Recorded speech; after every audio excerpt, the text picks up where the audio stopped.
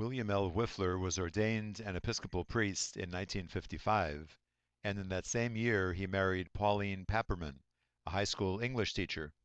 They served as missionaries in the Dominican Republic from 1955 to 1963, and then in Costa Rica from 1964 to 1966. In 1967, Reverend Wipfler began his work at the National Council of Churches, Caribbean and Latin America Department, becoming director of that department in 1968. From 1977 to 1988, he served as director of the National Council of Churches Human Rights Office. In 1978, Reverend Wipfler received his PhD from Union Theological Seminary, New York, New York.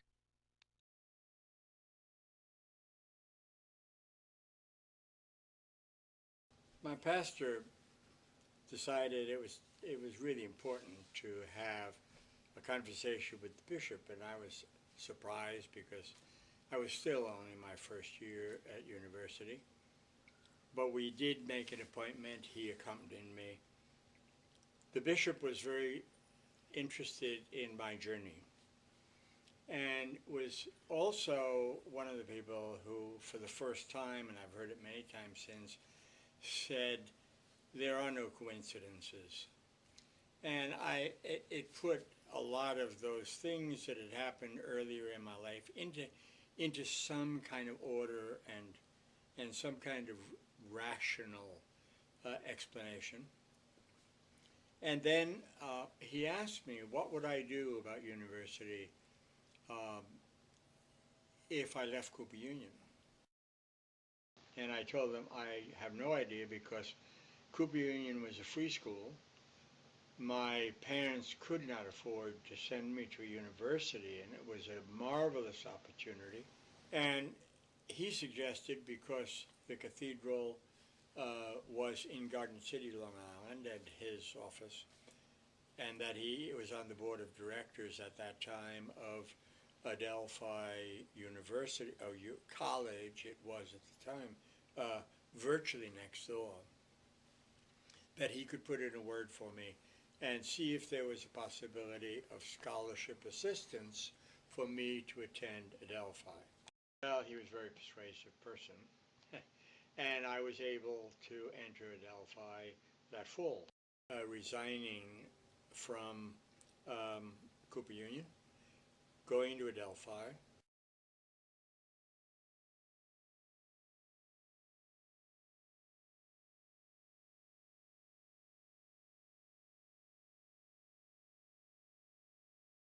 It was a great place to attend a seminary.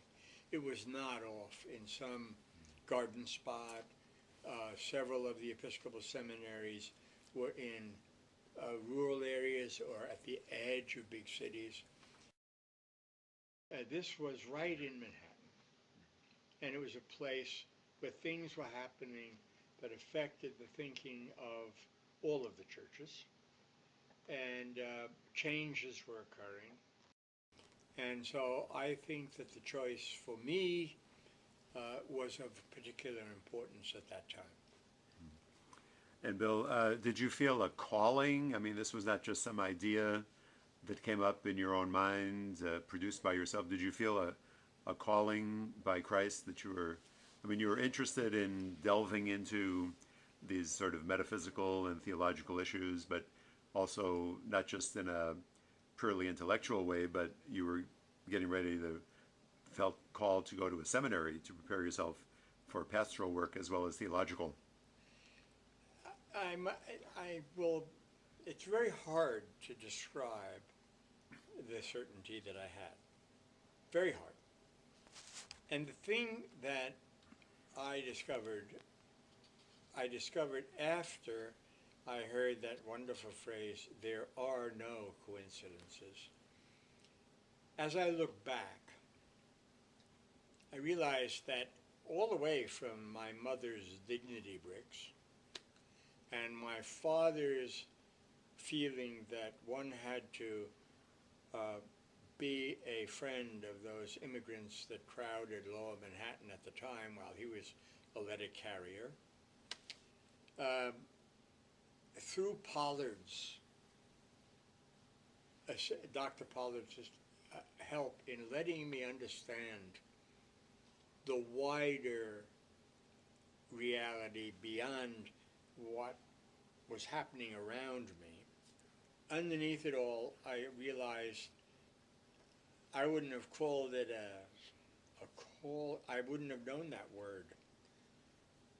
But I knew that there was a constant opening, and I want to call it, because I've talked to other young men and women who have been called to some form of ministry, an opening of doors, and I had a choice at every turn of the way to go through them or shut them and go on.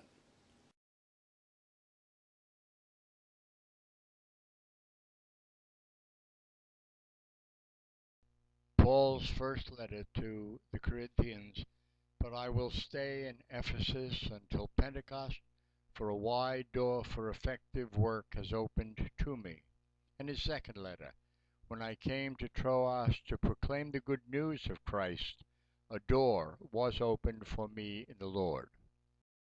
It wasn't that it was a voice or an absolute certainty because of some mystical reality around me. But when I look back, I realized that there had been occasion after occasion that options had been opened, and I had chosen a particular option because it seemed right. And I had moved through the door, and I had closed it behind me and moved on to the next set of doors. From Acts of the Apostles. When they arrived, they related all that God had done with them, and how he had opened a door of faith for the Gentiles. From the book of Revelation. One like the Son of Man. I am standing at the door knocking.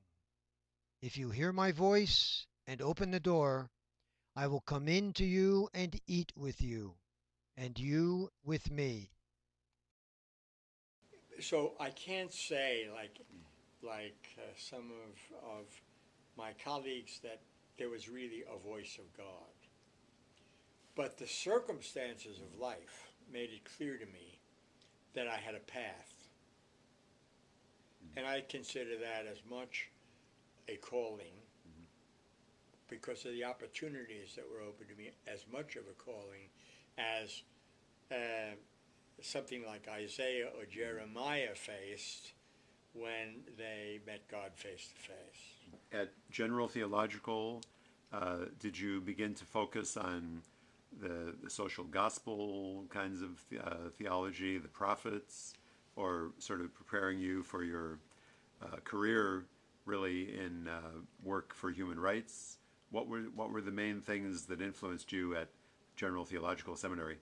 Well, I would take a step back because it was in Adelphi that a great professor, Dr. Ernst, put me in a position of understanding why we needed to learn history. It was the first time I had ever heard that phrase, those who do not know their history are condemned to live it over. And it was his sense that one had to understand where they came from to know where they were going. I loved that phrase. I had never wanted to study history. It didn't interest me. But this man turned me around. He helped me understand the importance of knowing the past, because it determined in many ways paths that were opening to the future. So I continued that interest in history when I went to seminary. And so if the word history was stuck on anything, I would deal with it. Historical theology, history of the church, history of this movement or that movement.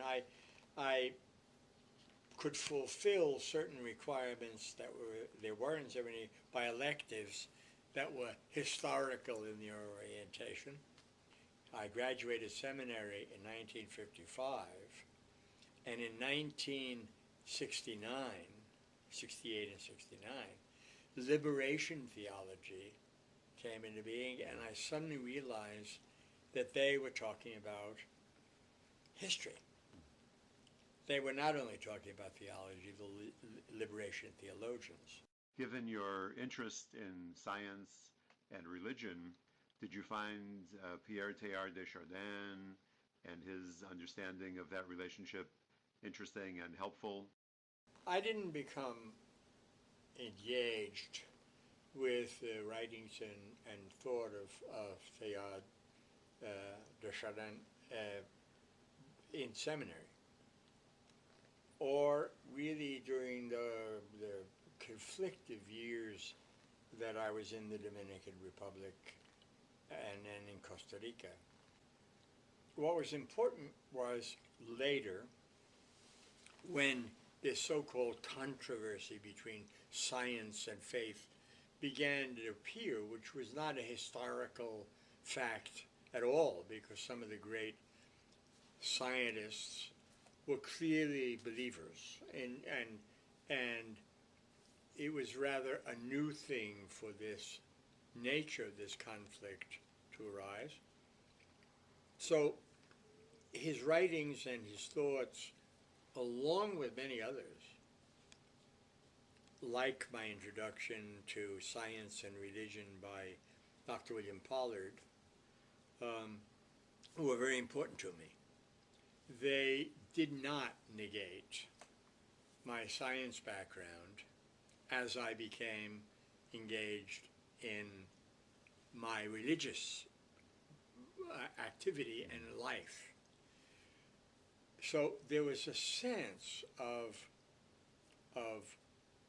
tranquility that developed for me when I knew that people who had this marvelous understanding of the developments of science could say with certainty that they did not shake their faith, that they strengthened their faith.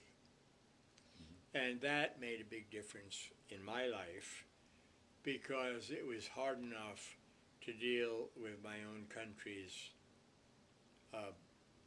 terrible foreign policy that was immoral, social upheavals that were not being responded to, the race issue and others, unjustified violence in a variety of situations that were horrendous at the time, to know that in this other world of discussion between science and religion, there were people like Teilhard, and there were many others.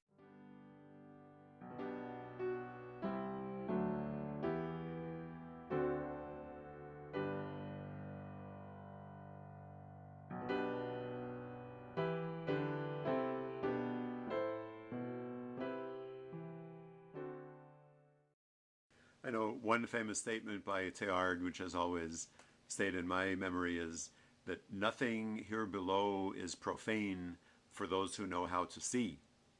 A wonderful statement. So the capacity to see the mystery of God, the beauty of God in everything that is created, everything in science, in nature, and in art. I can see just from being here in your home, Bill, that you have a great reverence and appreciation for art of various kinds. And so I suppose this is the way the mystery of God touches you. Totally. Well, not totally. I learned a long time ago that the expressions of humanity, wherever they are really the beautiful part of the creation. In the poorest peasants in the Dominican Republic, in Costa Rica, in the Philippines, and wherever, there is a sense of the majesty, and yes, it's occasionally tinged with superstition. That doesn't bother me in the least.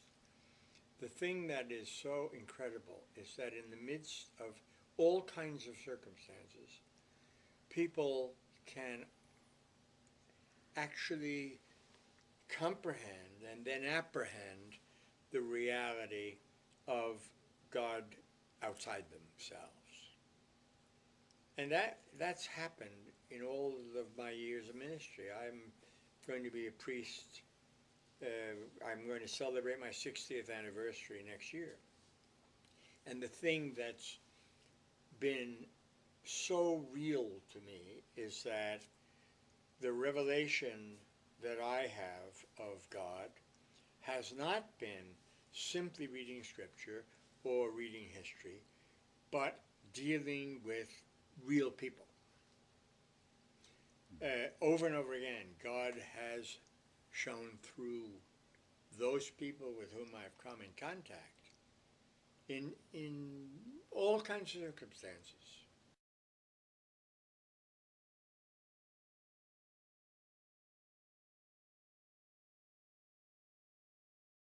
Let me tell you a story about Henri Nouwen. I knew Henri Nouwen for a number of years. I made it my business to get to know him. And when we were here in '96, we moved to Western New York. He had then moved to L'Arche, which was this incredible center up in Canada, and not that far away.